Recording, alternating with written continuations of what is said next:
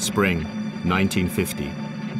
A secret location, the Republic of Korea, the southern half of a divided nation.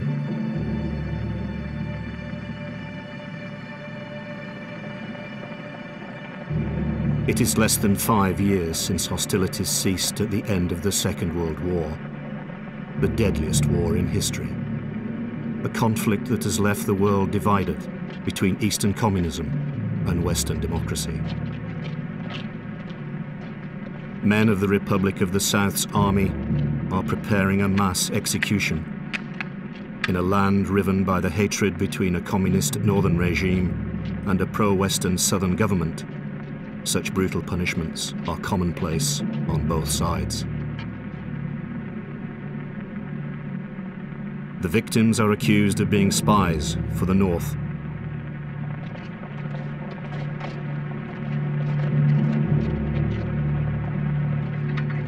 The United States, a staunch supporter of the South, claims to have no knowledge of mass executions. However, the footage is shot by a combat cameraman from the United States Army Signals Corps. Significantly, the presence of a US Army colonel at the execution confirms that the death sentences are being carried out under the auspices of SUSLAC, the acronym of a secret organization, the Special United States Liaison Activity Korea, an offshoot of the newly formed CIA.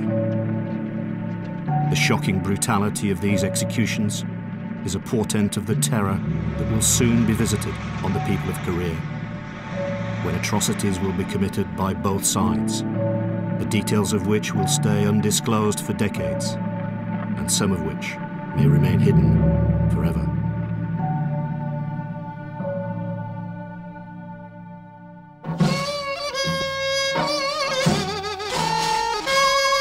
Moscow, 28th of June, 1950. A performance at the Palace of Culture by a North Korean choral and dance troupe in honor of Soviet leader Joseph Stalin.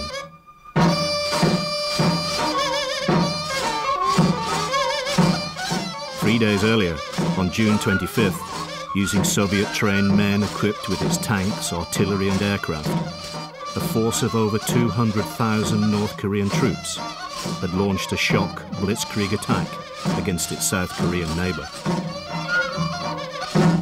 By the evening of the Moscow concert, Seoul, South Korea's capital, has fallen and its army has been completely routed. It is the opening salvo in a murderous conflict that will cost the lives of 1 million combat troops and over 2 million civilians.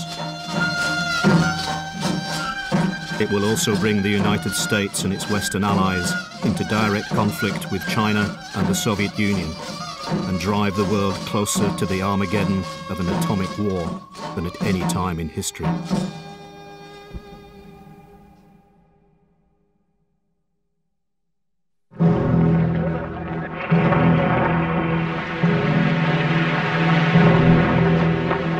Using original colour film, fully restored in high definition, much of it never seen before, this is the story of Korea, the Forgotten War, in colour.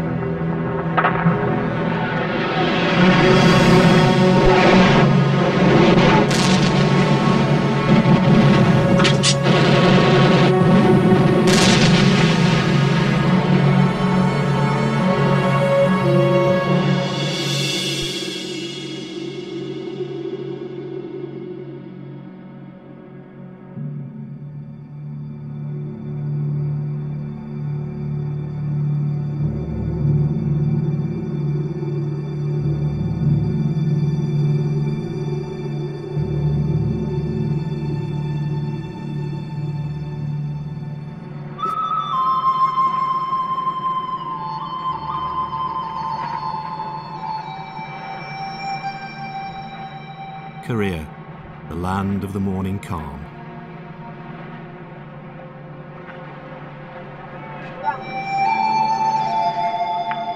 It is a fiercely independent nation, known as the Hermit Kingdom, because of its isolated position on its own rugged peninsula.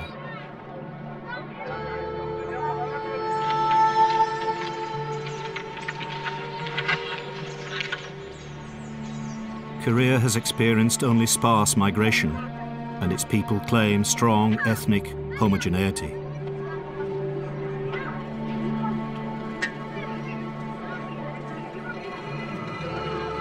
However, Korea has large and powerful neighbors: China to the west, Japan across the sea to the east, and during the 20th century, a communist-led Russian empire to the north, the Soviet Union.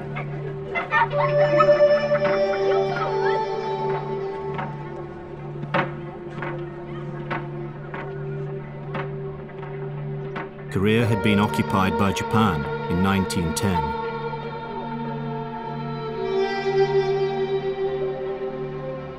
For 35 years, until the end of the Second World War, the Japanese had tried to suppress Korean identity, language, and culture. The end of the war and Japanese occupation had brought a new dilemma. Korea became trapped between the world's new power blocs, the United States and its Western allies, and the Soviet Union and its communist supporters, particularly China. The country was arbitrarily divided at the 38th parallel of latitude. In 1948, Korea became the front line of the Cold War in Asia, with a communist government in the north and a pro-Western regime in the south. Writing in 1950, Korean poet and schoolteacher Yu Chi-hwan senses the danger facing his country. I finally realized, driving on your coast, East Sea, that for 5,000 years, no, from the dividing of earth and sky, your mute but unfailing care has fostered this peninsula, my beloved country. Your blue dreams that heave and roll, and your sometimes tumultuous spirit have given us rugged mountains and rivers and fields. And you have kept watch over this poor nation nestled in your domain. East Sea, nurturing mother of my country, you lie today under a veil of cloud and mist, heavy with anxiety over the calamity engulfing this land. Powerful and ruthless men lead the divided country. In the south, Syngman Rhee, a staunchly right-wing authoritarian, and in the north, Kim Il-sung, an equally autocratic ruler and an ardent communist. North Korea's June 25th attack had been Kim Il-sung's attempt to unify the country under a communist regime. It almost succeeds, and during the long, hot summer of 1950, the Republic of South Korea is on the brink of annihilation. The Army of the North, the North Korean People's Army, has Soviet T-34 tanks and a highly disciplined and experienced infantry.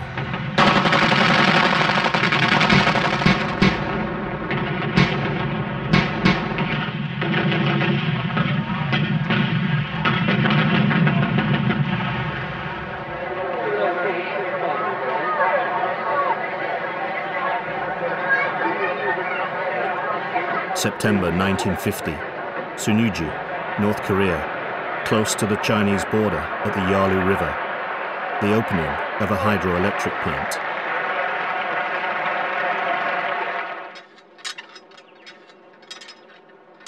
Although the economy of North Korea is still based on traditional agriculture and constrained by the communist policy of collectivization, with Soviet aid, it is introducing mechanization and launching major capital projects to strengthen its infrastructure.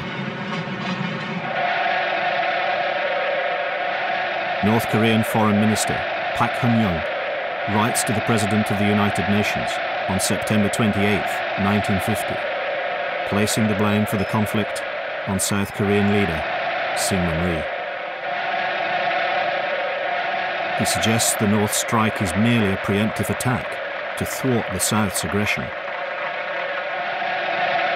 The United States government supplied the treacherous bandits of Syngman Rhee with political, military, and economic aid and help in working out the aggressive plan for the invasion of North Korea.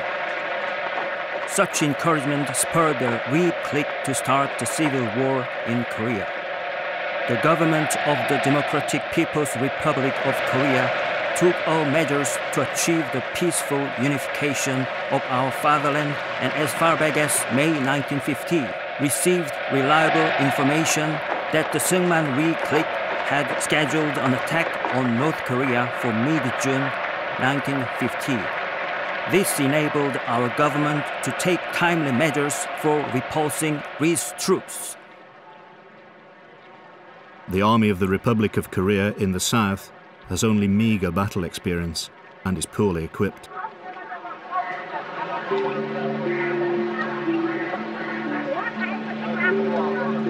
Months before the June 25th attack, Syngman Rhee had written to his Western allies, the United States.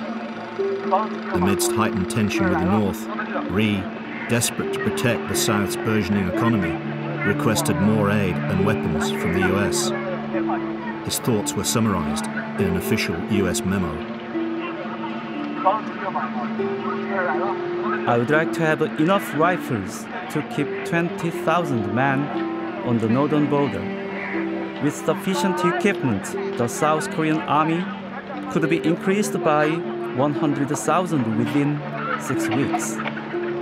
If I could increase the army in this way, in a short time, I could move into the north. Nothing can be achieved by waiting. One of our principal difficulties is the vacillations of the US State Department, which led to the loss of China and might be seriously harmful to Korea. Fearing the consequences for stability in the region, Rhee's request was denied in Washington.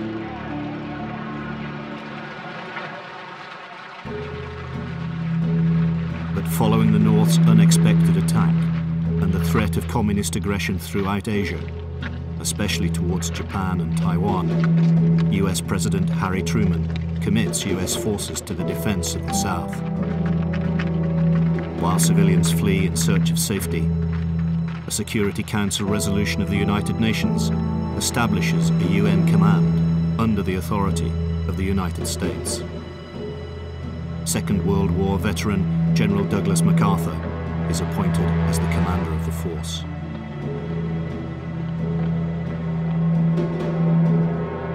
On July 5th, the first UNC troops, Task Force Smith, attempt a defense of the city of Osan, south of Seoul. To no avail.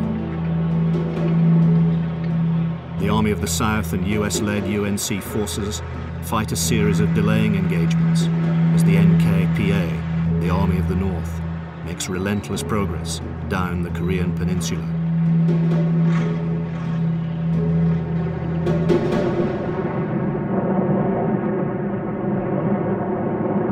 US Air Force B-29 Super Fortress bombing raids on the north begin at the end of July 1950.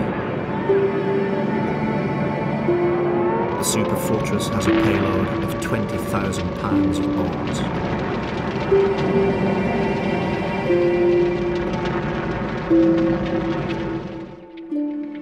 Inevitably, captured US bomber pilots soon join the growing ranks of prisoners of war. With the rapidly escalating involvement of UNC ground troops, the ranks of prisoners soon include men from several UNC countries. There will be many thousands of POWs on all sides by the end of the war, many of whom will be mistreated and fail to survive to the end of hostilities. The port city of Incheon, under the control of the NKPA, September 1950. Anyone suspected of being a supporter of the South is dealt with harshly. This is a civil war as well as an international one. brother against brother, family against family, friend against friend.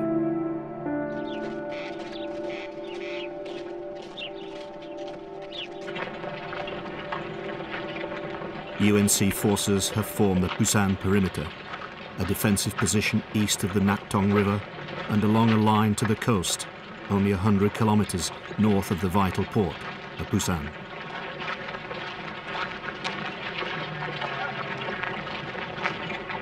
The Busan perimeter is now the only part of the Korean peninsula held by the South and UNC forces.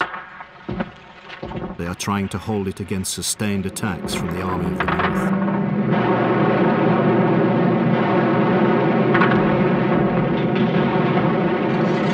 The battle is ferocious, but the UNC is being reinforced on a daily basis, especially by US Marines.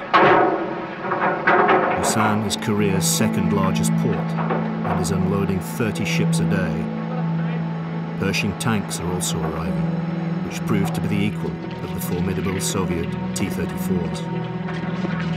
As the South's resources are being replenished by the arrival of more and more UNC troops and material, the Northern Army's supply lines are becoming seriously overextended.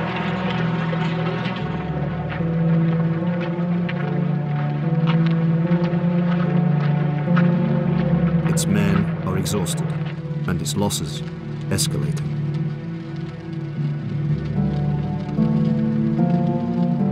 Busan perimeter holds, and the momentum of the North's offensive begins to ebb.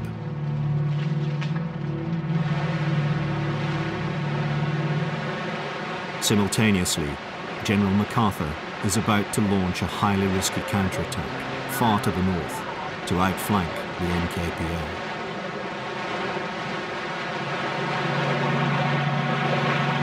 He chooses the surprise landing ground of Incheon, the harbour of Seoul, 30 kilometers west of the capital.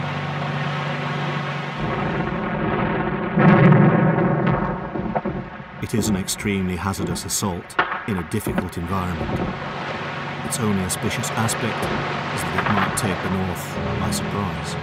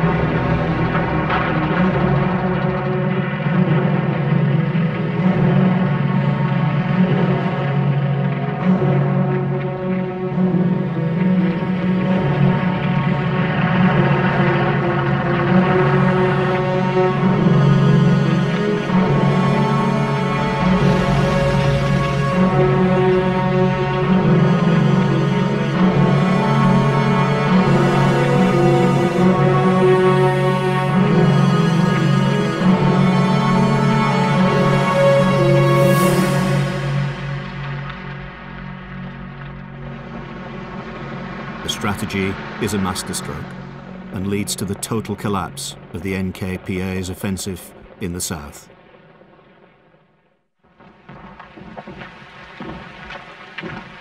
NKPA snipers and camouflaged machine gun positions make progress slow and costly for both sides.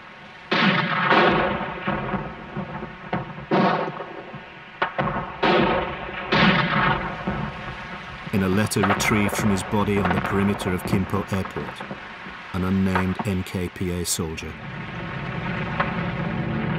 The Americans have too much firepower. We only have what we can carry. Our tanks have no fuel, and we have no answer to their air attacks. I wish I was with you and our beautiful little girl. But I'm a long way from home, and I doubt I will ever see it again. Hold it tight, and think of me.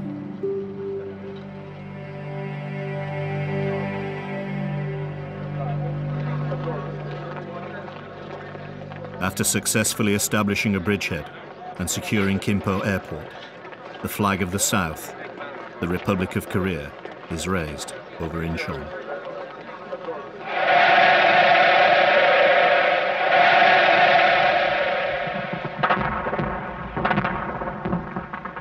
An elite group of the Northern Army, 20,000 strong, retreats to Seoul, where it forms a final redoubt.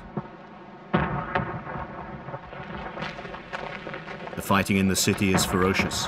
The United Nations force uses its aerial power to bombard the city, and napalm strikes cause fires to break out in heavily populated areas.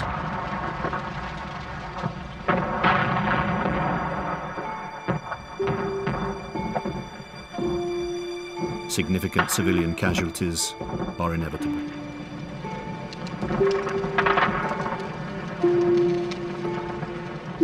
The northern defenders even launched suicide attacks in a desperate attempt to hold the city.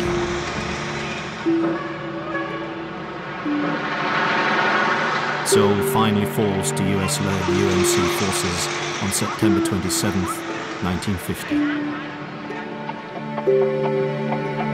The beleaguered population sees its city captured by an advancing army twice in 3 months.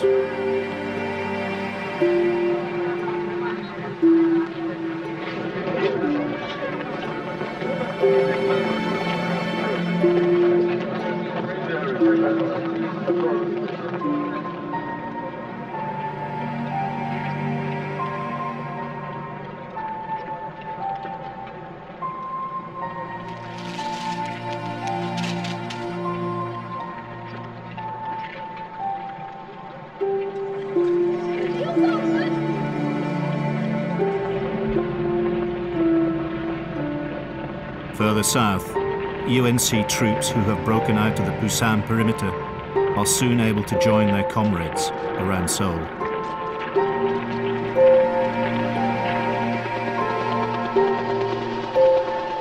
The collapse of the North's NKPA cost the lives of over 150,000 men and the capture of 125,000 more. The UNC losses, including the attack on Incheon, are less than 20,000.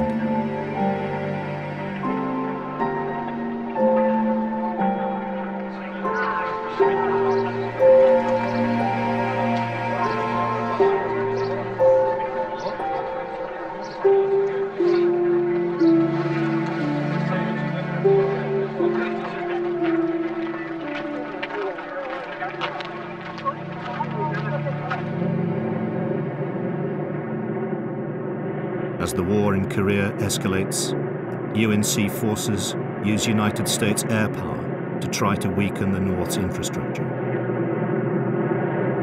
The US Far East Air Force claims that civilians are not targeted.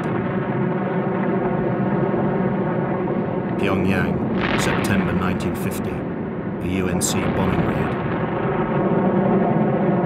Kim Chung, a schoolteacher in the city. We are terrified. The children are terrified. The bombs kill you instantly, but the fires are the worst. People are trapped. Many are burned alive, even women and children.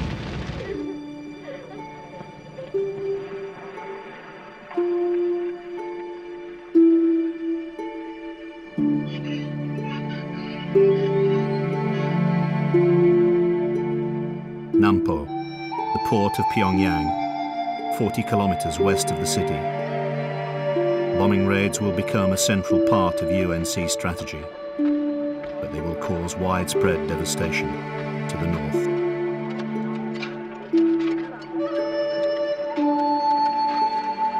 Is human hatred such a cruel thing? All that remains here is a miserable denial of human dignity. Only wreckage remains of what men worked so hard to create and possess. I cannot think of a word of consolation for an old man squatting on the ruins of his home.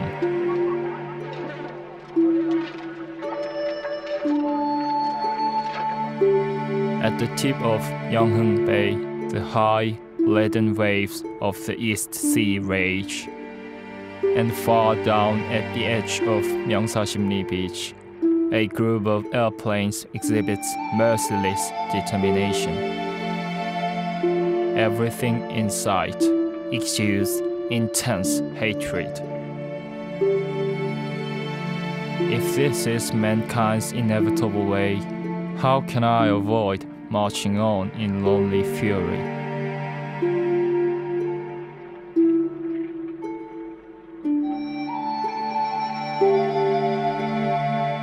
A local Communist Party report on the devastation in Pyongyang. The American bombers attack us with their bombs, thinking that if they destroy our buildings, they will destroy our will to fight. Do they not realize that their weapons have the opposite effect? For every pile of rubble and every dead comrade, there are 1,000 new recruits to our cause.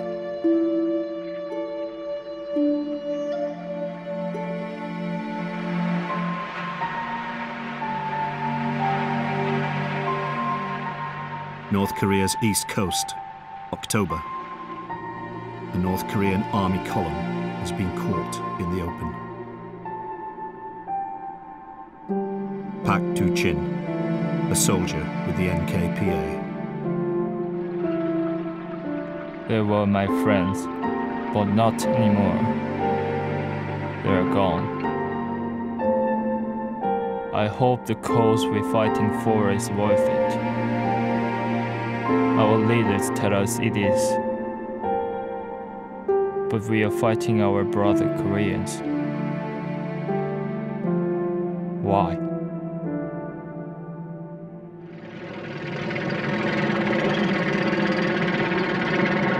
On September 30th, 1950, the South Korean Army, the ROK, crosses the 38th parallel. The US forces follow on October 7th.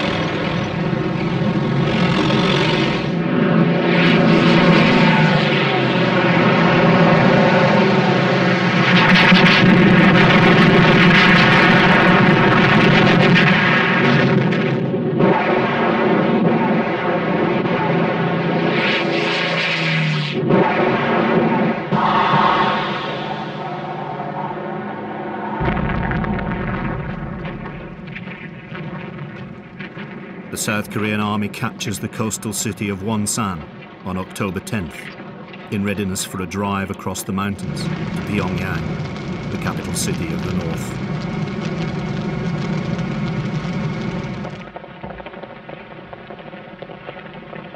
Pak Sun-yeop, commanding officer of the 1st Division of the ROK, pleads with US General Frank Milburn that his Korean unit be allowed to lead the attack on Pyongyang.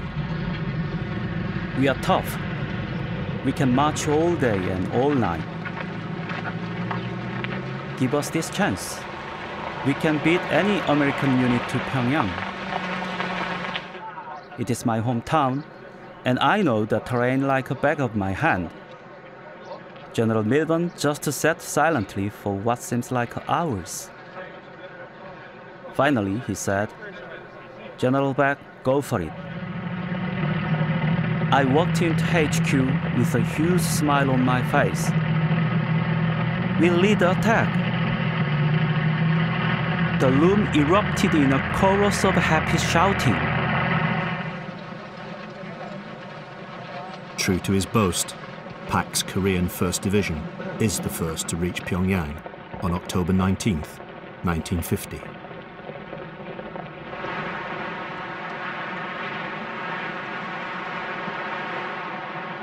UNC forces in the south have the advantage of the immense support of the United States Navy, the Royal Navy, and vessels from Canada, New Zealand, and Australia.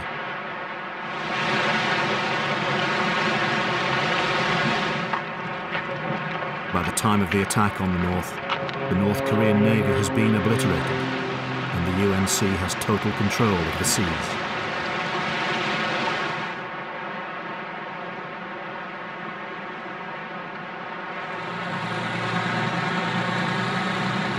it is at liberty to use its aircraft carriers to launch airstrikes.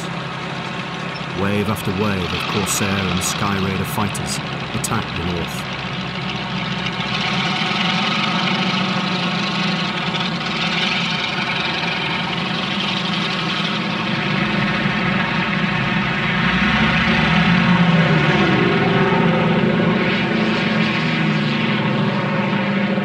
Battleships and cruisers are able to bombard coastal cities unopposed.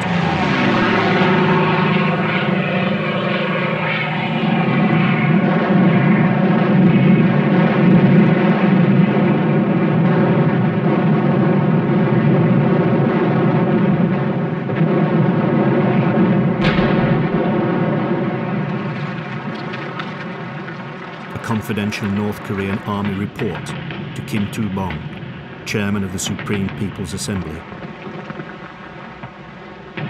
Our brave comrades almost secured the liberation of the South from Syngman Rhee's lackeys, but now they are being destroyed by our overwhelming odds.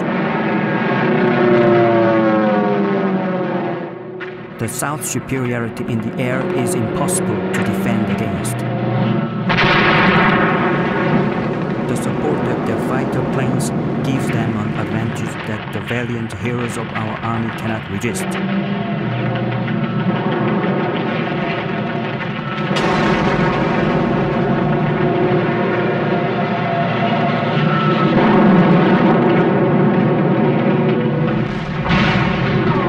Without the intervention of our Chinese and Soviet allies, we will soon be pressed back all the way to the Chinese border. Our fatherland is being destroyed. I do not doubt the courage of our men. Their will to fight is as strong as ever.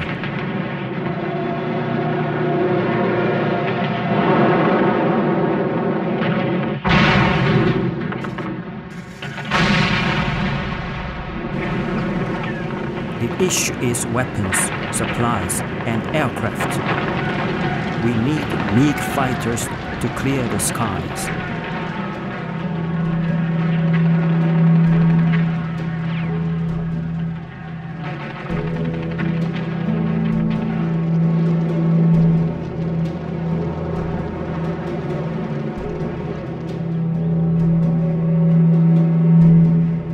The rapid advance of United Nations forces towards North Korea's border with China at the Yalu River creates alarm in Beijing and Moscow.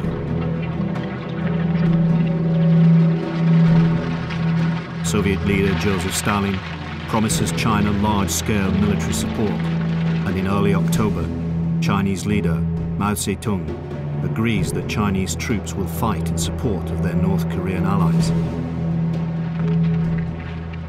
Advancing UNC troops are unaware that China is amassing a huge army of 300,000 volunteers for the campaign.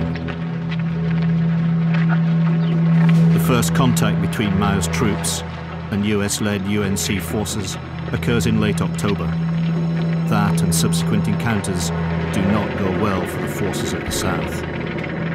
By the end of November, the UNC is in full withdrawal. For the Americans, it will become the longest retreat in their military history. Many of the Chinese communist soldiers had fought in China's long and bloody civil war. Many of the United States infantry had fought against the German army in Europe, and many of its Marines against Japan in the Pacific. The fighting is intense.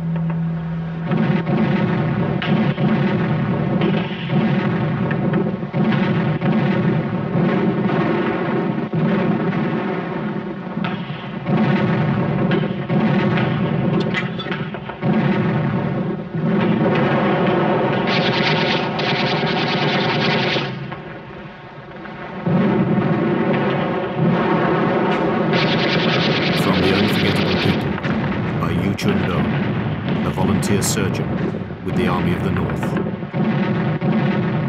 Blood spreads on the river, and the water turns the color of earth. Bodies flow downstream. You must live. Return to the rear. There will be no more wounded for you to treat. The young commander says to me solemnly, exhorting me to hold life sacred. He steps out into his own death.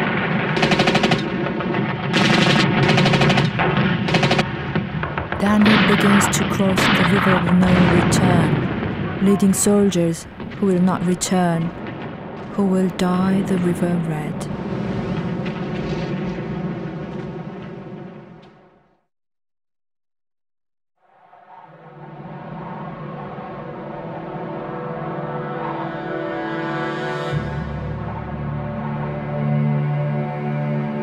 As the grip of the Korean winter of 1950 tightens, the predicament of UNC forces worsens.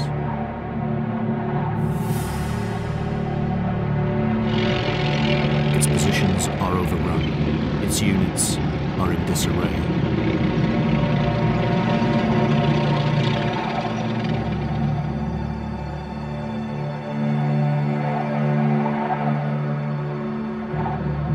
General MacArthur sends an urgent message to Washington, suggesting that, like 6 months earlier, the whole of the Korean peninsula is in danger of falling to the communists.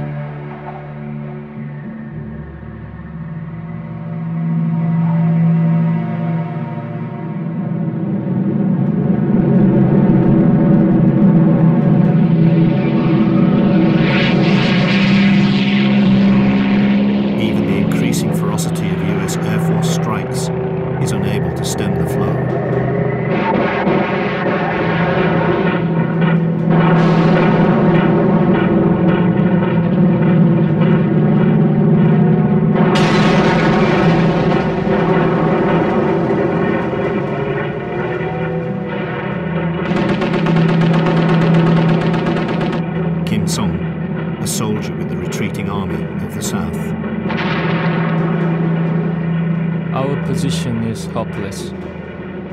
Even with all the firepower the Americans bring us, we can't hold the north with the Chinese leading their advance. There are just too many. Kim Song is killed just a few days later. This is from the last entry in his diary. I fear for my country. This fight was started by Koreans, but it will be finished by forces beyond our shores. Our long history may be over.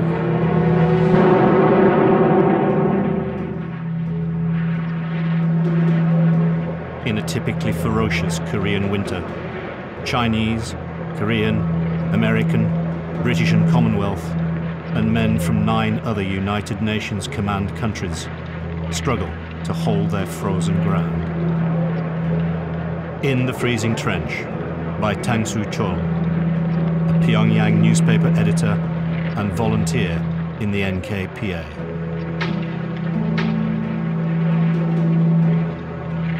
The temperature falls below 0 again, and my very marrow seems to freeze. As I stand in this dark trench, aiming straight at the enemy, I weep thinking of my hometown and of my family mourning through the night, shaking with dread under the enemy's evil hooves.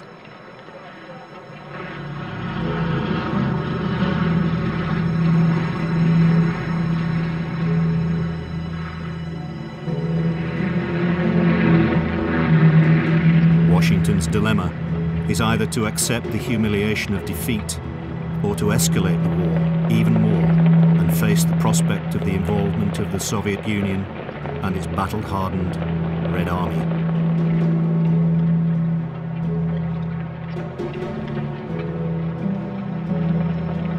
Even more alarmingly, engaging the entire communist world on the battlefield could place the world on the threshold of World War III.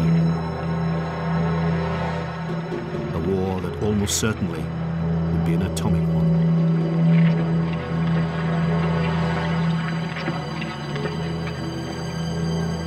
US President Harry Truman, who had sanctioned the use of the atom bomb against Japan in 1945, shocks the world by stating publicly that if necessary, he will authorize its use again, and that he will allow General MacArthur to take the decision.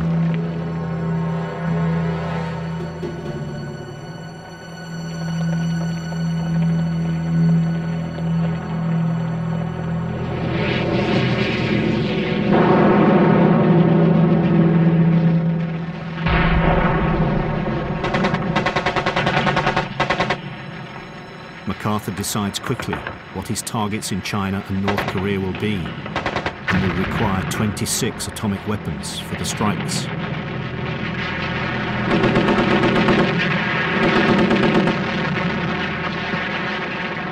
President Truman asks the US Congress for $16.8 billion for his defense budget and declares a state of national emergency to prepare for global war.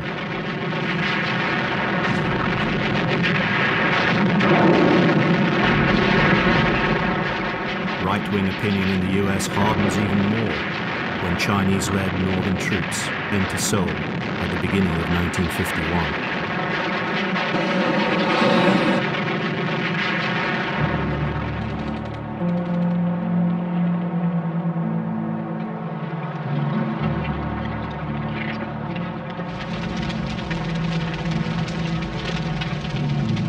South Korean President Syngman Rhee writes to President Truman. If we lose this opportunity, the Chinese and Northern Communists will destroy all our armed forces and most of the anti-communist population. To save this situation, we must do all we can to defeat and destroy the Chinese invaders now, and authorize General MacArthur to use any weapon that will check communist aggression anywhere, even the atomic bomb. A few bombs on Moscow will shake the communist world.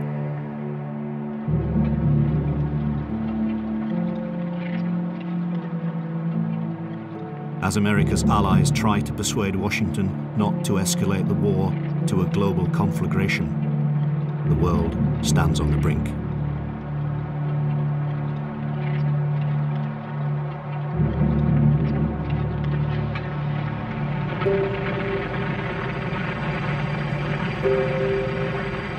January 1951. With an atomic war in Korea looming, the military situation for UNC forces on the ground suddenly eases as the advance of northern and Chinese forces is held. The threat of the deployment of atomic weapons recedes for the time being. Wonju, 100 kilometers southeast of Seoul, 23rd of February 1951. The advance of the North is halted at the cost of 17,000 UNC casualties. They are even greater on the communist side. A North Korean officer's report. Our men are exhausted. Most of our units are at half strength. We are losing too many men, and the cold of winter is still gnawing at us. A swift victory will not be possible in this war. Once again, the UNC begins to move north, and by March 7th, just 7 months after China entered the war, has retaken Seoul. The city changes hands once more, the 4th time since June 1950. A period of just 9 months.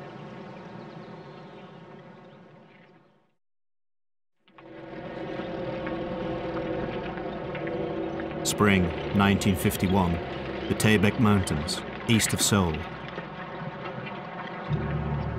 Captured communist troops are under interrogation by UNC forces.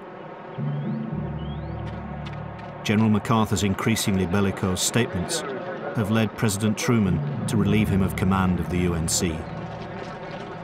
General Matthew Ridgway replaces him.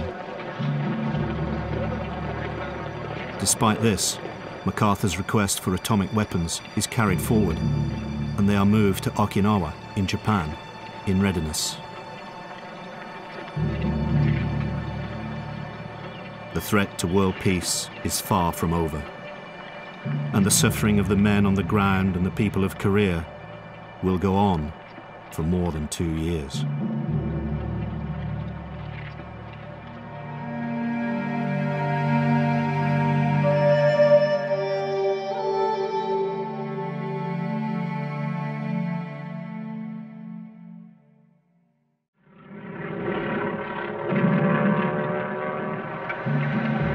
March 1951, North Korea. The forces of South Korea, supported by men of the United Nations Command Force, are trying to hold their ground against a massive counterattack by the Chinese People's Volunteer Army and its North Korean allies.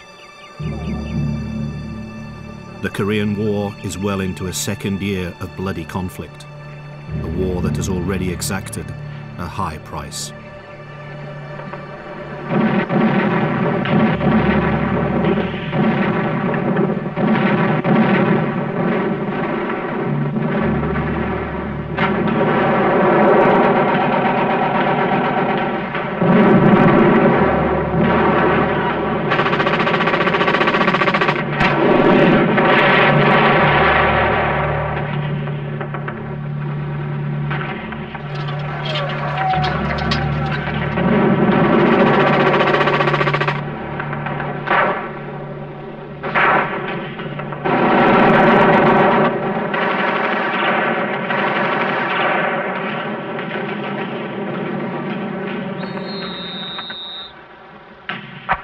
The Korean War had begun 8 months earlier, on June 23, 1950. An initial attack by the NKPA, the Army of the North, and its communist leader, Kim Il-sung, had fallen just short of overwhelming the forces of the South and its pro-American leader, Syngman Rhee.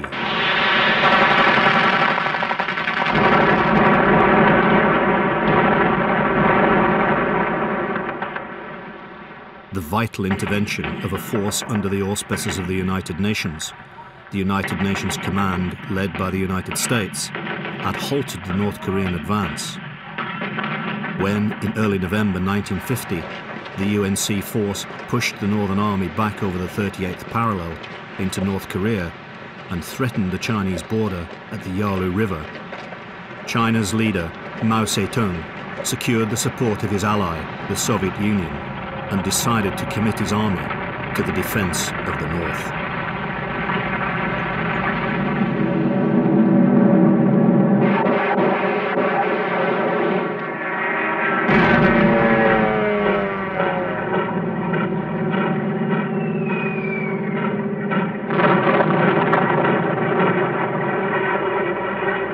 A long, hard winter of vicious fighting ensued.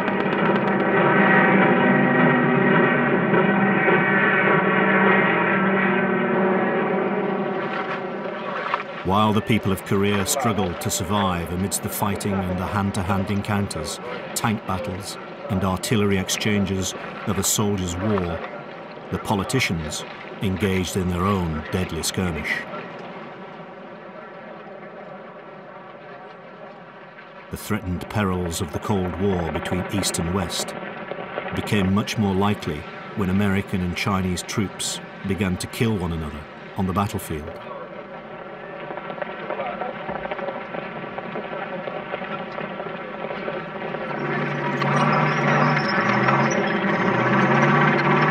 US President Harry Truman sanctioned the use of atomic weapons if necessary, and they were moved to the Japanese island of Okinawa in readiness.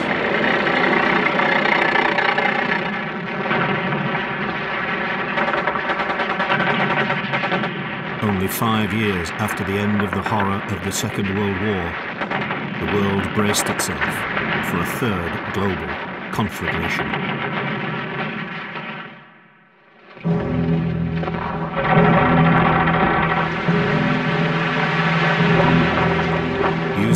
original colour film, fully restored in high definition, much of it never seen before.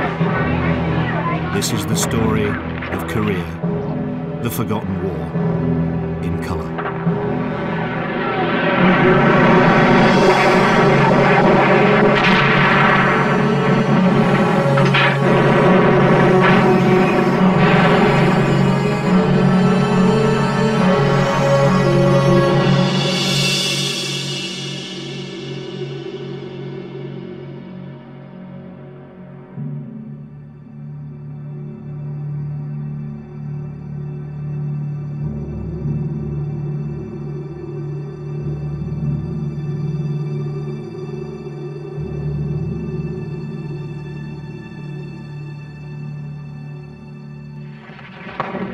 April 22nd, 1951, just north of the 38th parallel, the line that divides the two Koreas. The United Nations command force that includes US Marines and infantry, British and Commonwealth troops, men from the Turkish Army Command Force, and the Army of the South, the ROK, are facing yet another onslaught as the fifth phase offensive of the Chinese Volunteer Army and the North's NKPA begins.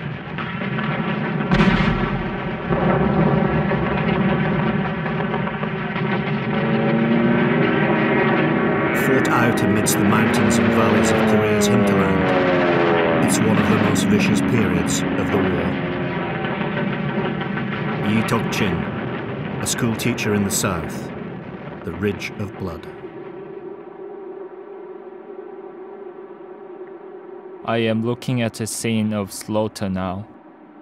Earth and sky alike swoon at the deafening roar of cannon. But the dove-white 1-11 height is resplendent in the rising sun. How cavalier is the moment that separates the living from the dead. Flesh bursts and blood spurts, and streams of crimson dye the surrounding valleys red. The landscape changes as corpses pile up, and the witch becomes a bloodthirsty devil.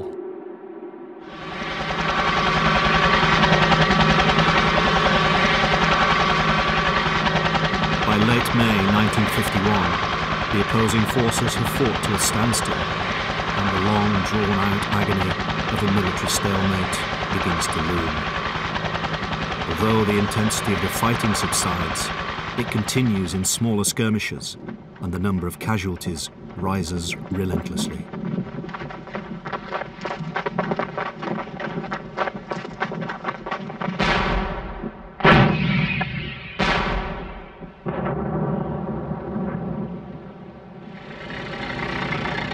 The Soviet representative at the United Nations, Jacob Malik, initiates ceasefire negotiations on June 23rd, and on July the 10th, they begin at Kaesong. A captured document from communist forces describes the conditions being endured by their troops on the ground and helps explain their willingness to negotiate. A shortage of transportation and escort personnel makes it impossible to accomplish the mission of supplying the troops. As a result, our soldiers frequently starve. From now on, the organization of our rear service units should be improved. The troops are hungry. They eat cold food. Some only had 2 potatoes in 2 days. They have no strength for combat. Wounded men cannot be evacuated. The firepower of our entire army is inadequate. When we need our artillery, we have no shells. When we do have shells, many of them are dots.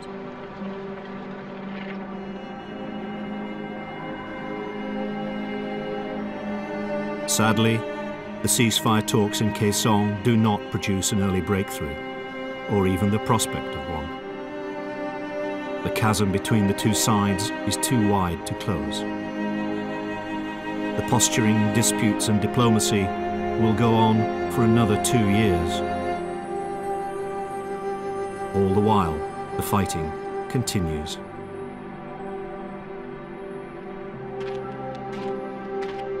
The casualty figures for the armed forces of both sides rise inexorably, while the civilian population, north and south, caught in the midst of battles, air raids, and indiscriminate acts of brutality, pays an even higher price. It will be a long and agonizing 2 years.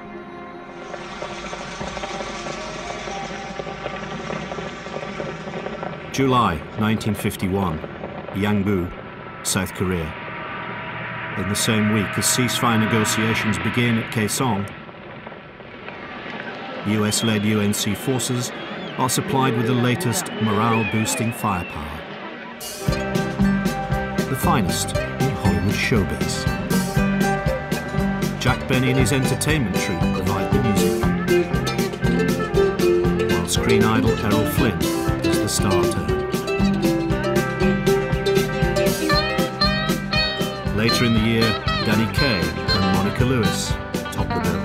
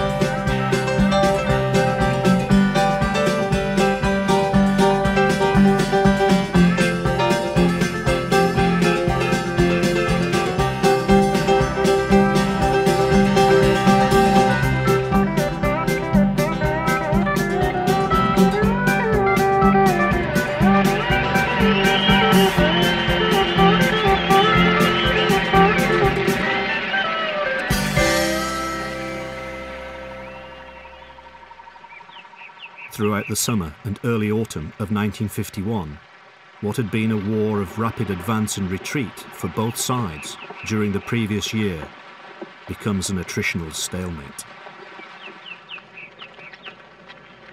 The communist delegation suspends the ceasefire negotiations on August 23rd, claiming UNC troop encroachments close to the site of the talks at Kaesong.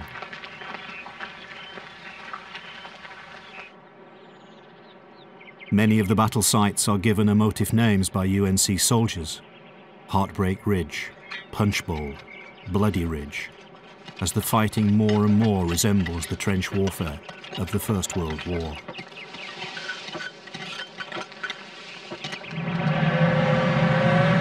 Eight divisions of the Chinese People's Volunteer Army dig into well-fortified covered trenches with bunkers and entrenched heavy artillery positions. General Pak Sun-yop, commander of the South's ROK 1st Division. The UN command recaptured the crucial Punch Bowl area from the enemy, but paid a heavy price in blood.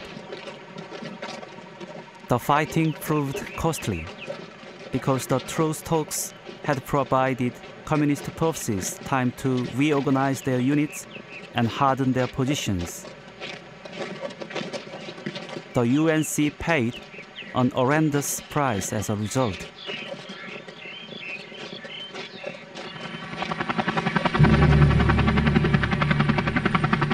The Chinese and North Korean armies are exhausted after the brutal warfare of the previous months, and in late October, China initiates new ceasefire negotiations.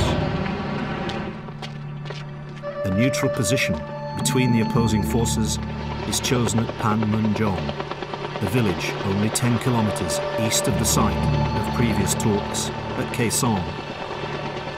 A small detachment of military police is allowed to oversee the site. The People's Republic of China provides a tent, and the United States agrees to provide flooring, light, and heat. 4 hydrogen balloons are flown to mark the neutral zone. By the end of November, a de facto 1-month truce has begun.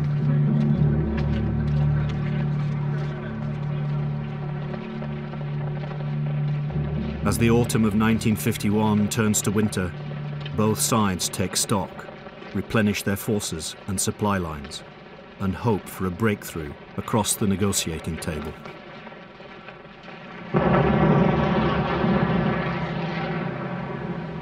The truce does not survive the winter, and the South's General Pact opens Operation Ratkiller in the peninsula's southwest to try to eliminate communist guerrillas operating there. Pak Sun-yop. Communist guerrillas had been a growing cancer in Korea since liberation from Japan at the end of World War II. Winter presented the optimum conditions for success. The absence of foliage and a layer of snow robbed the guerrillas of concealment. Through a combination of ruthless military action and aid for the civilian population, the operation is largely successful by the end of January 1952.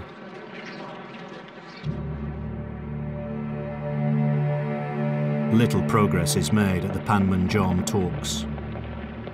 The main stumbling block concerns the repatriation of prisoners of war.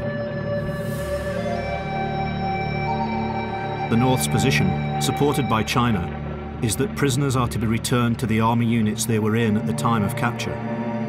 The South and the UNC want the prisoners to decide on their destination.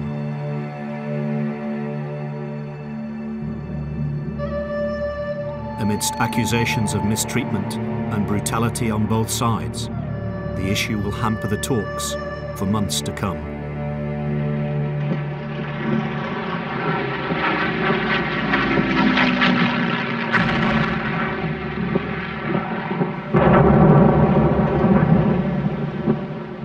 The talks are also obstructed by the emergence of the controversial issue of germ warfare. The Minister of Foreign Affairs for North Korea, Lee Dong-hyun. Violating all principles of human morality, the American interventionists are making widespread use of such barbarous and inhuman weapons of mass destruction as napalm and other chemical and biological weapons.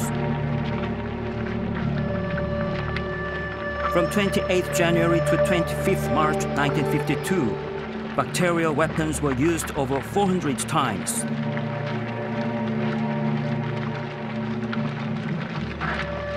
This included drops of infected insects.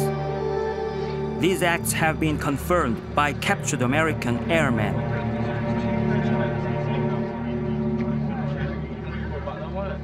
As the relevant information on covert military activity during the Korean War is still classified in US archives, the accusations remain unverified.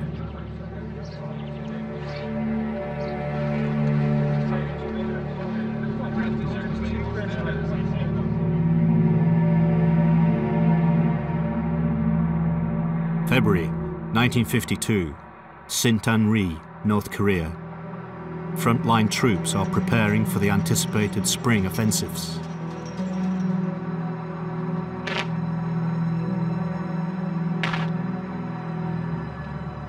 Everyone fears another summer of bitter fighting, ridge to ridge, hill to hill. David Pak, a Korean translator with the UNC forces. We have had enough of this war. Almost 2 years, and the situation is exactly as it was when the communists attacked. Except tens of thousands have died on both sides, and our country is in ruins. Is there any hope? It doesn't look good. The men at the negotiating table are stubborn politicians dressed as soldiers. They won't mind sacrificing men to win more concessions.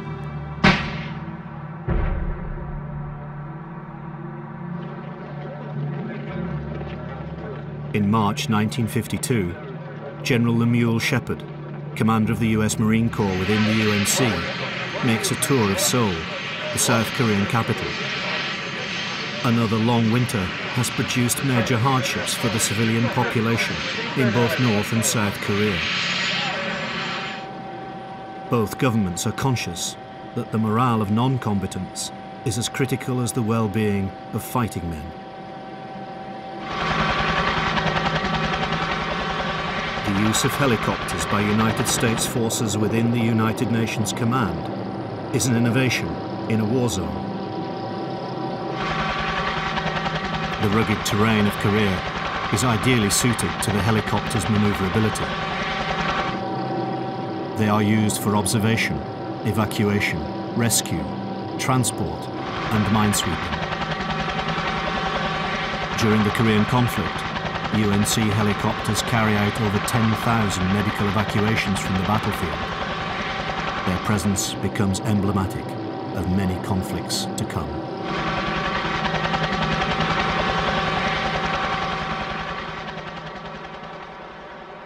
Late June 1952, a huge force of the North Chinese People's Volunteer Army is attempting to retake Hill 266, Old Baldy, to its UNC defenders. The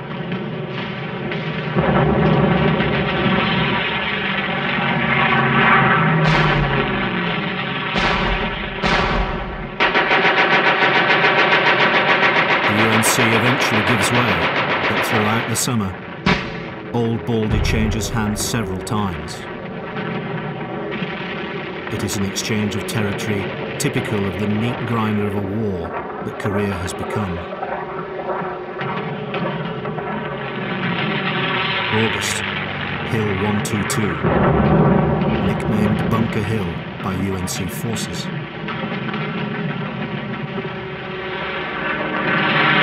It is becoming one of the most contested pieces of ground in the entire war.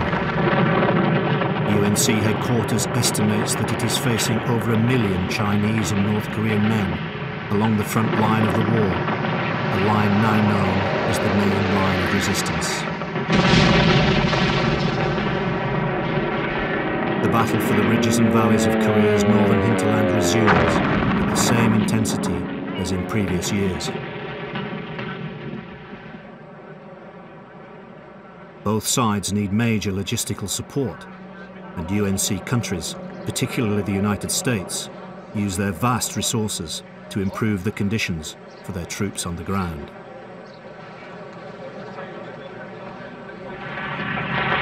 The battles are often a contrast between long-range artillery and airstrikes and hand-to-hand trench warfare. Casualties continue to escalate on both sides.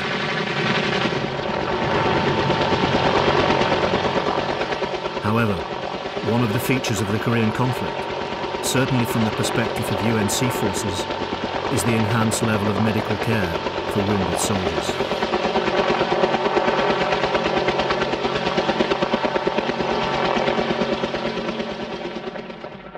The innovation of mobile army surgical hospitals, MASH units, close to the battlefield, and the rapid evacuation of injured men to offshore hospital ships saves many lives and sets a benchmark for all future theatres of war.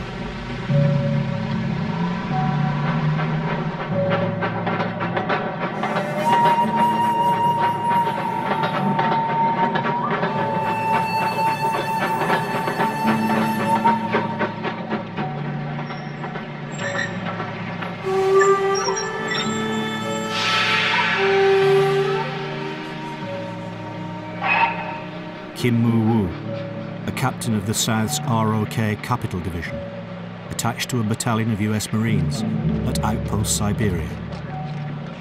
I was hit on Siberia. It was a very hot day, and all I could feel was the hot sun burning the wound on my leg. The medics got to me quickly and pumped me full of painkillers. I didn't remember much after that, except being strapped onto the copter. That was even more terrifying than the battlefield. I woke up out at sea in a US hospital ship, and before long, I was in a military hospital in Busan. They couldn't save my leg, but they saved my life.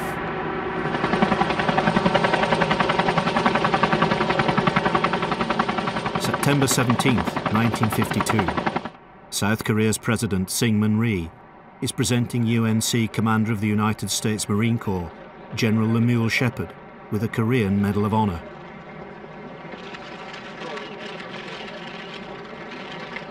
Rhee has recently been re-elected as president for a second term and continues to rule the South with an iron fist.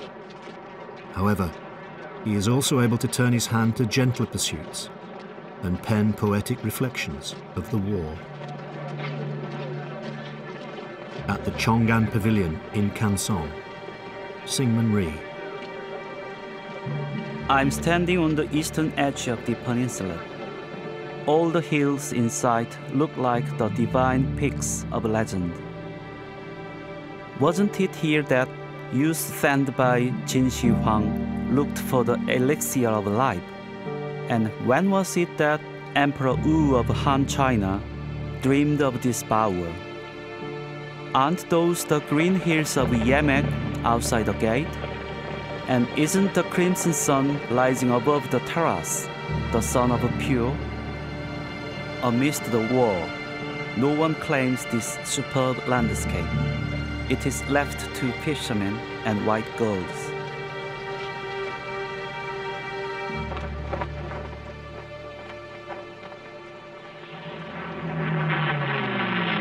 The beginning of autumn, 1952. There is still no real progress at the ceasefire talks, and the fighting on the battlefield continues unabated. Men on the ground on both sides are now fighting for territory to improve the bargaining power of their comrades at the negotiating table.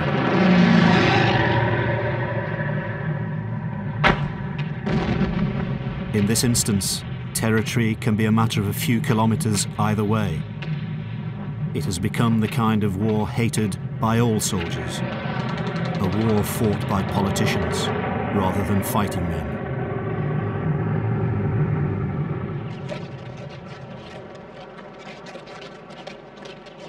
Pak Sun-yop, now the newly appointed Chief of Staff of the South's ROK, reflects on the ferocity of the fighting.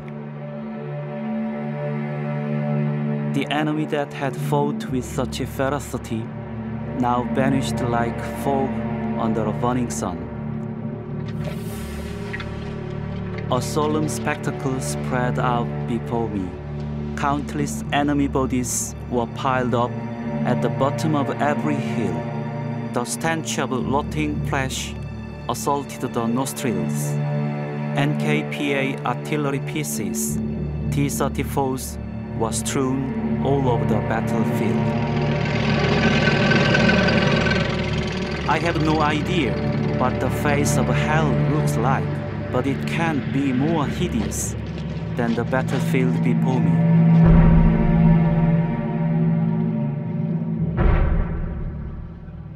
October 26, 1952.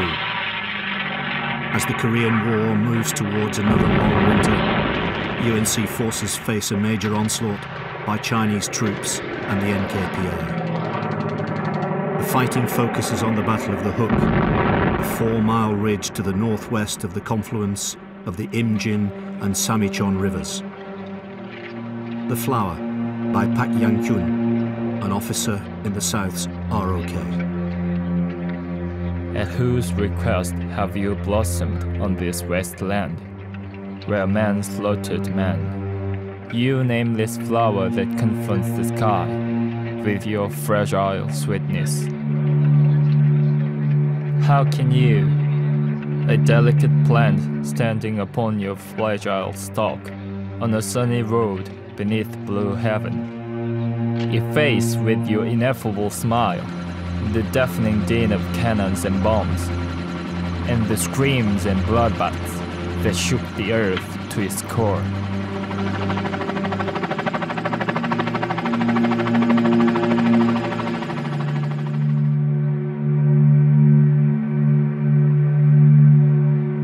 Goje-do, an island off the south coast of Korea, 50 kilometers from Busan. It is the location of the UNC's largest prisoner of war camp, home to over 50,000 Communist forces, POWs. Goje-do is difficult to control and has been the scene of several uprisings. One of the riots had led to the capture of the camp's commandant, Brigadier General Francis Dodd. His release was agreed after American forces signed a document admitting to the mistreatment of prisoners, a confession that was later withdrawn. The issue of prisoners of war will dominate the Korean conflict until the end of hostilities.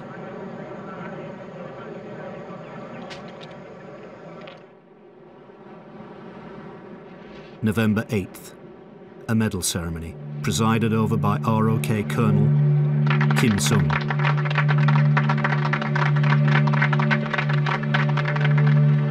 Yun Chi, the wife of a soldier in the South's ROK.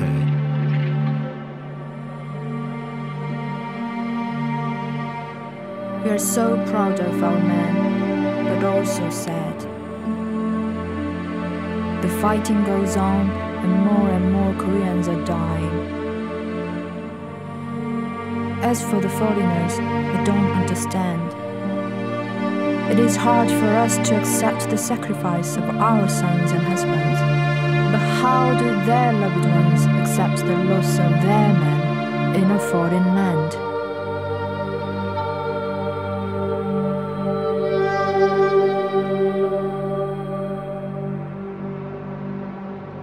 Christmas Day, 1952. Cardinal Francis Spellman, the United States senior prelate, is saying Mass. The service offers a moment of reflection for weary soldiers and the chance to pray that 1953 will see the bloody conflict on the Korean peninsula come to an end.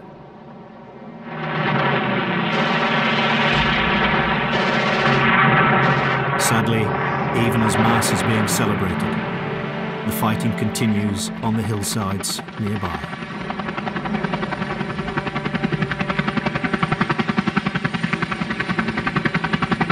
(1953) begins with UNC forces preparing for another long and arduous year of conflict.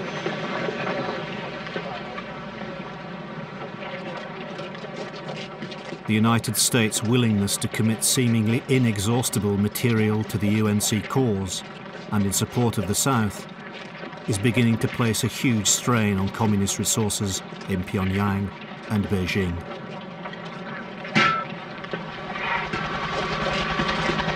The diary of a senior officer in the NKPA, Kim Chung. American reinforcements arrive all the time. More importantly, their armor and ammunition is constantly being replaced. We are throwing more and more men at them, but our losses and those of our brave Chinese comrades are huge. They fight well, Americans, British, Turks, Australians. They are all experienced soldiers. We need the Russians and their Red Army.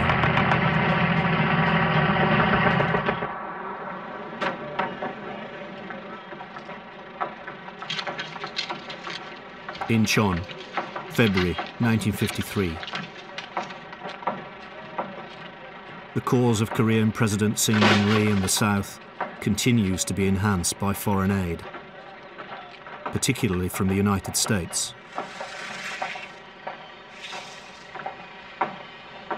While the North suffers increasing hardship, exacerbated by the effects of US-led UNC bombing raids, the economy in the South is supported by the war effort and the influx of aid.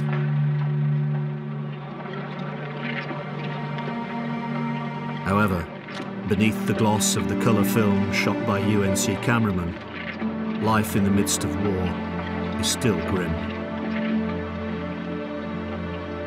Author Connie Kang remembers her childhood during the war in her book, the land of morning calm. Power and water cuts were routine occurrences.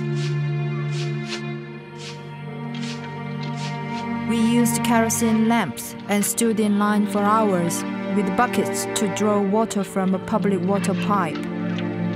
People fought to get ahead in line.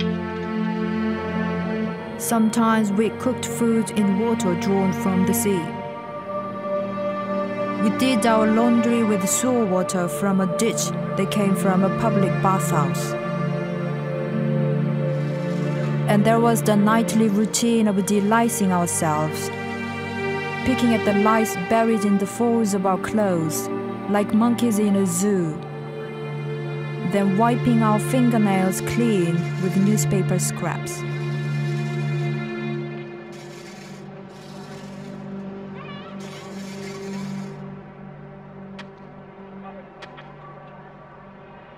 Although life in the south is dismal, there are signs of hope. Spring in Wartime by Syngman Rhee. The whole peninsula is wrapped in battle smoke, and Chinese flags and the sails of Western ships hide the spring sky.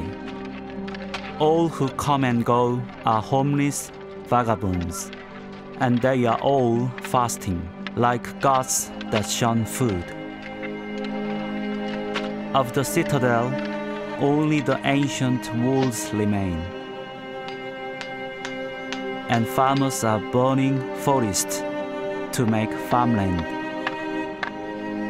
The spring wind does not wait for the war to cease,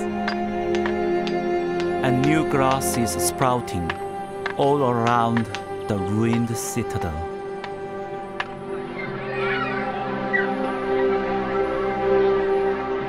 Even in the darkest hours of the war, there are reminders of the indomitable spirit of the Korean people. In the most traumatic of circumstances, people endeavor to live normal lives. Children go to school, their parents hoping that their innocence will protect them from the horrors of war.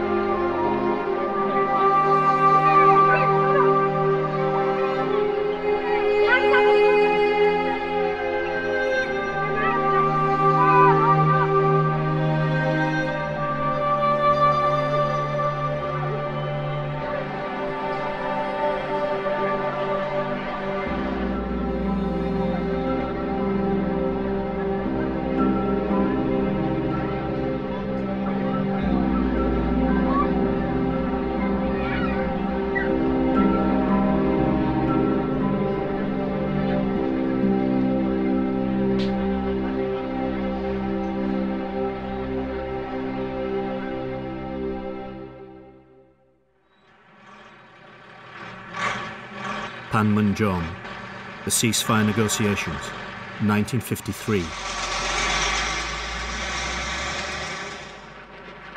The seemingly endless talking continues. However, the end of the deadlock on the Korean peninsula is about to be heralded by events in Moscow. On March 25, 1953, the news is released that Joseph Stalin, the leader of the Soviet Union, is dead. Stalin had convinced himself that a Third World War was inevitable and believed that any compromise in the Korean conflict would, in turn, weaken the position of the communist bloc.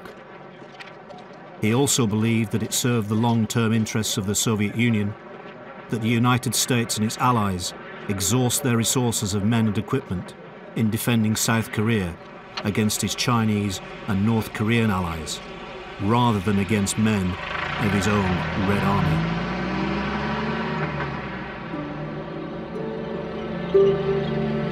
After Stalin's death, the new regime in Moscow, led by Malenkov, Molotov and Khrushchev, decides on a less confrontational stance towards the United States and its Western allies. There is relief in Beijing and Pyongyang. Their forces are exhausted and they are prepared to compromise. Suddenly, peace is a possibility.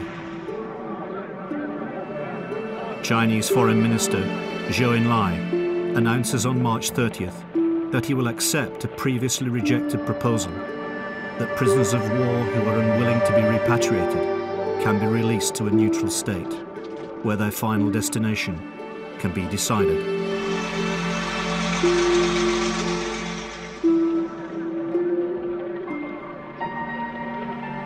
Consequently, several thousand sick and wounded POWs are exchanged in Operation Little Switch in late April and early May.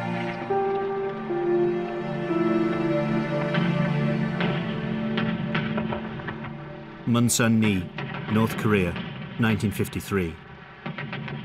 Although some serious skirmishes continue and UNC bombing raids on the north persist, events begin to move quickly towards peace.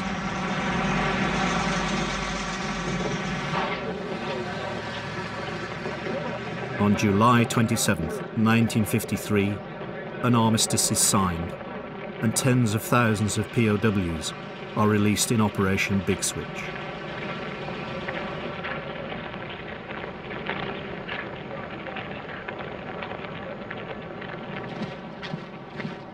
In November, the new United States Vice President, Richard Nixon, visits Korea.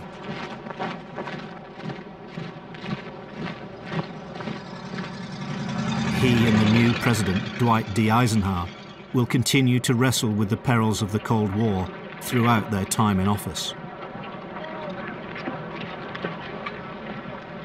Unbeknown to him, for Nixon, his Korean experience is the precursor of another Asian conflict in Vietnam that he will face during his own presidency 15 years later. The world had stood on the brink of atomic war, but has managed to survive. Sadly, there will be many more close calls in the years to come.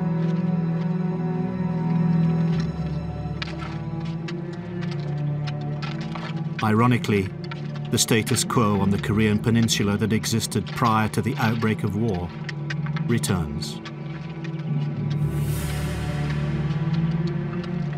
I Ask You, by poet and schoolteacher Yu Chi-hwan.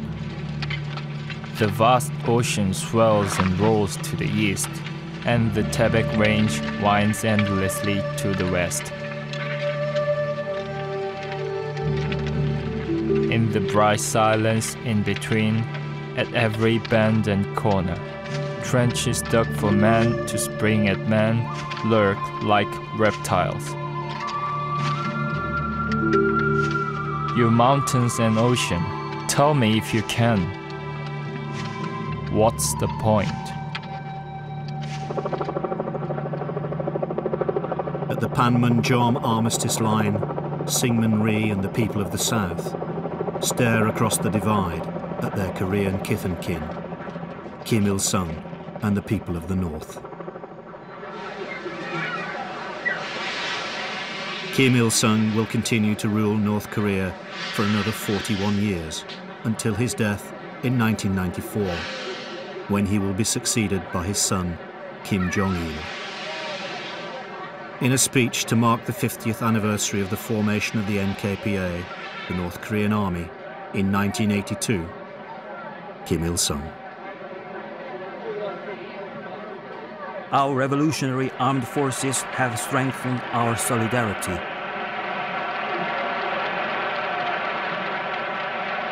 They have won a famous victory in the Fatherland Liberation War against the US imperialists. A toast to their health and the revolution.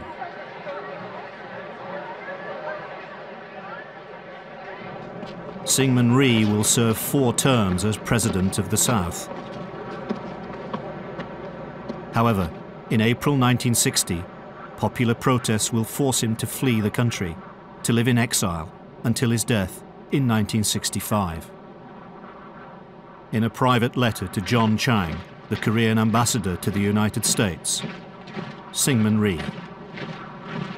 Weakness and appeasement in the face of aggressive designs always lead to more and more aggression. Only those who dare to be strong deserve to be free. Our greatest hope must always lie in our own unaided determination to resist and to fight to the death for our liberties.